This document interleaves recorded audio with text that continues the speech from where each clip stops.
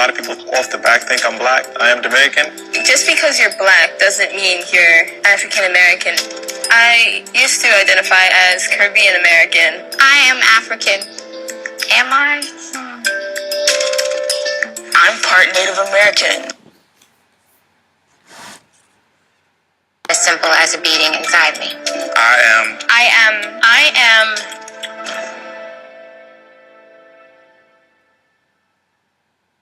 I'm Soledad O'Brien. Over the last 5 years in this series, we've explored what it means to be black in America. My mother's black and Cuban, my father's white and from Australia. And when I was born in the mid-1960s, often the question I was getting was, what are you? With the 2010 census saying a record 7% of new births are mixed race, more young people are grappling with that question and grappling with their racial identity. This installation of Black in America follows two young...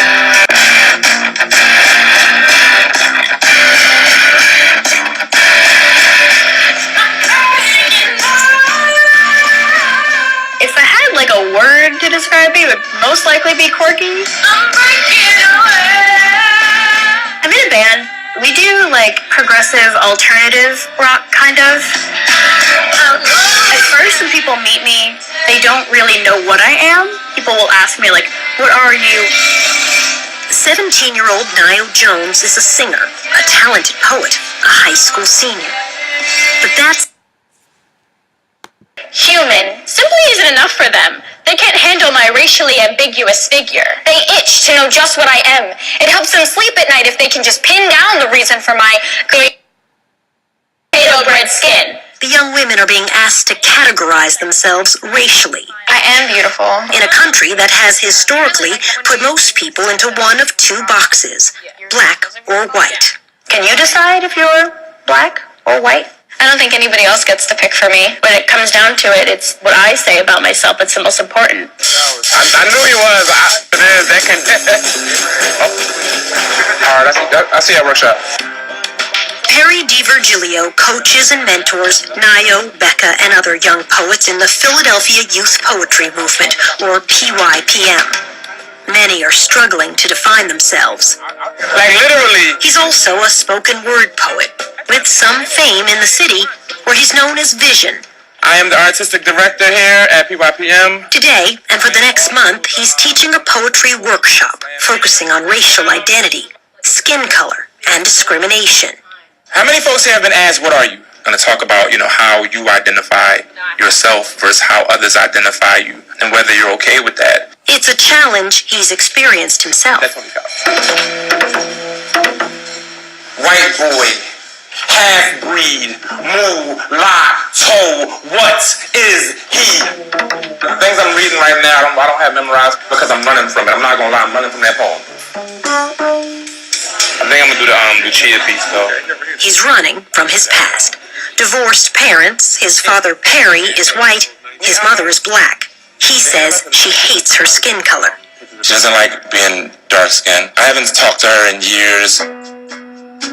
I think subconsciously it made it okay in my mind to not be okay with who you are. To kind of not be comfortable in your own skin. I didn't want the curly hair, I didn't want the light skin, I wanted to blend in to be just like everybody else. I used to live here with my mom. My father is white, he lived in a black neighborhood. My mother was black, she moved us to a really white community. I got jumped literally right here on this pavement because I was black. And they would make comments about my mom, monkey noises and, nigga this, nigga that. And beat up and taunted because to the white boys, he wasn't white enough. My father's house is home. To his father's black neighbors, he wasn't black enough. There's always jokes here and there and side marks and light-skinned boys think they this and high yellow this and things of that nature. High yellow, meaning light-skinned. It's one of many taunts he heard over the years that made him feel rejected by the black community. Those taunts, the result of colorism. Colorism is a system that says that light-skinned is more valued than dark-skinned. The ones that I end up selecting. Professor Yaba Blay wants to get people of all shades working together to end colorism. instead of pointing fingers at one another. It's why this dark-skinned woman began One Drop, a project that looks at the experiences of light-skinned people and what it means to be black. She plans to turn it into a book of photos and essays. One Drop really started as my own personal exploration into what I call the other side of blackness. It helped me to kind of think differently, if you will, helped me to reflect on the assumptions that I was making about people of lighter skin. She believes colorism divides the black community, creating identity issues for light-skinned blacks and self-esteem issues for those who are darker-skinned. She's felt it herself. I had a friend, or someone I considered a friend, very light-skinned, blue eyes. She got engaged. And so I said to her jokingly one day, like, hello, where's my invitation? And she said to me, very matter-of-fact, girl, my mama would pass out if you came to my wedding. Because you're dark-skinned. Basically, I was too dark. Why do you think discussions of colorism in the black community are often quiet? There's always been anxiety about what white people think about us. We don't want to give white folks more fuel for the fire, and so let's not air our dirty laundry. We'll just deal with that on our own. But anytime that we try to talk to each other, it turns into war. You know, we're quick to point fingers and blame and say, I had this experience because of someone that looked like you. What are the darker people doing in the yellow circle? Kiara Lee is 22 years old. Like Professor Blay, she believes colorism divides the black community. It's why she teaches concepts of colorism to grade school kids in Richmond, Virginia.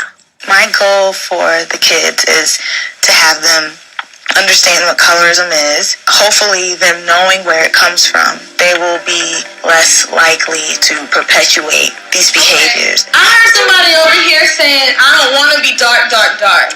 Who said that? Why don't you like being dark, dark? Because it's ugly. Why dark ugly? I don't know. So, if you were darker, you wouldn't like yourself? I say that to say this is a safe space. Vision hears the same thing from the teenagers he mentors. On Twitter, enter hashtag Team Lightskin or hashtag Team Darkskin and see comments like, light skin is the right skin, or there are few pretty dark-skinned girls. Why are we still doing Jim Crow stuff? Why are we still on slavery terms? Why are we putting ourselves through this? So Vision is focusing on a conversation about skin color and identity with Nayo, Becca, and about 50 other young poets. Among the questions they'll be tackling, who is black? Race is a social construct. You are who you say that you are. What makes you black? Is black just skin? Is black culture? Is black our experiences? Is black struggle? Who determines who is black? The irony is that who's black is determined not by black people. Who's black is determined functionally by white people. And how does skin color divide black America? We are all very aware from our lived experiences that skin color matters. Once you've identified, you're there. These are uncomfortable, often painful questions. You gotta stop trying to push people in boxes that we're comfortable in. It's not about me. It's about Niall's path. It's about Becca's path. The journeys down these paths are just beginning. Why, then, are you so reluctant to say, I'm black, deal with it? I am. Hyundai believes brilliant is. Two totally different cultures. They come from the same ancestry as, Africa, obviously, but we're like 400 years removed. So what point are we just going to say American and Dominican? How I look on the outside doesn't necessarily mean I'm the same culturally as somebody else who's the same complexion as me. 3, 2, 1. Around this room, there are a bunch of signs on the wall. A bunch of quote-unquote identities on the walls, on the pillars, on some chairs. Walk around the room. You can only choose one. Walk around the room. Find out the classification you think you fit, that you identify with most. Stand there. Go. Let's go, let's go, let's go, let's go, let's go, let's go, let's go. Vision is asking each student to choose an identity. What's this over here? Oh, female. Perfect. So easy. Lady parts. Everybody, is everybody identified? Is everybody comfortable? When somebody walks up to you and says, hey, what are you? This is how you identify. Correct? This is where you're at, correct? Yeah. Everybody have a seat. I went for female because, like, other kind of makes you feel like I'm not, like, a person. I copped out. I will, like, readily admit, like, I thought going into it, I was like, okay, I'm just gonna walk over to other, you know, as maybe that's not how I feel. Like, I don't feel like an other. Your mother is Black, and there's not much that I know. I think her and my dad, they got divorced when I was... She's biracial. However, the rest of the society, but he's from a society where color has really been the dividing line for opportunity.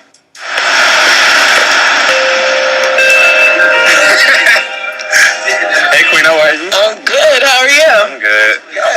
Today, Professor Yaba Blay is speaking to Vision's workshop about one drop.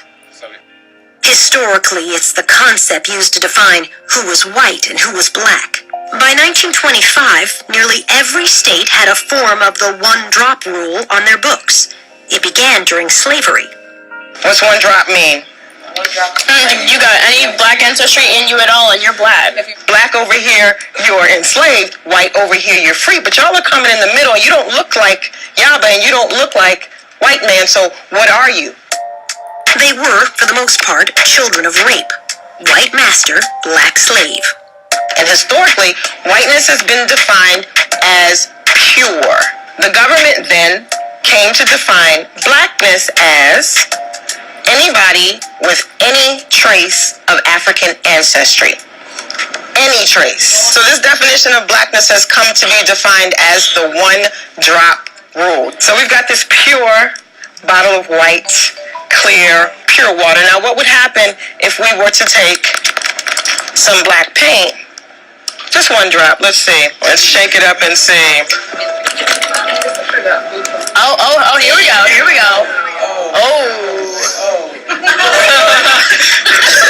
That once pure water to quench your thirst has now been contaminated. What this one drop has come to mean in history is 1/32nd of Negro/Black/African blood. All you need is one person 5 generations back who is black. And that is enough to make you black. Take a guess when it was ruled unconstitutional. What year? Was an attempt to save the so-called purity of the white race. So then why do so many black people hold on to the one-drop rule? Me included, right? I think I'm black because my mother's black. The one-drop rule, racist as it is, actually gave us parameters for our community. We know who was black, we knew who wasn't, we knew what our issues were, and even who the hour was. And I hate the one-drop rule because of the historical significance of it. So what do you check when you have to fill out a form like the census? I check black now, but the longest I checked other, I've never checked white. I'm not white. America lets you know real fast that you're not white. I've never been jumped and called cracker or honky. I've been jumped and called monkey and nigga. You're black. I'm black. I'm biracial, but I'm black. I'm no different than Frederick Douglass or Barack Obama or, many, historical figures who are biracial, and are black and are part of black history. For Becca, it's not that simple. I think I'm from Africa. I mean, I know I'm from Africa. But the black kids don't seem to really want me, and the white kids don't seem to really want me. And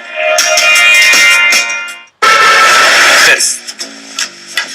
All of Vision's workshops end with an assignment. You are writing a poetry memoir of who you are, what you are.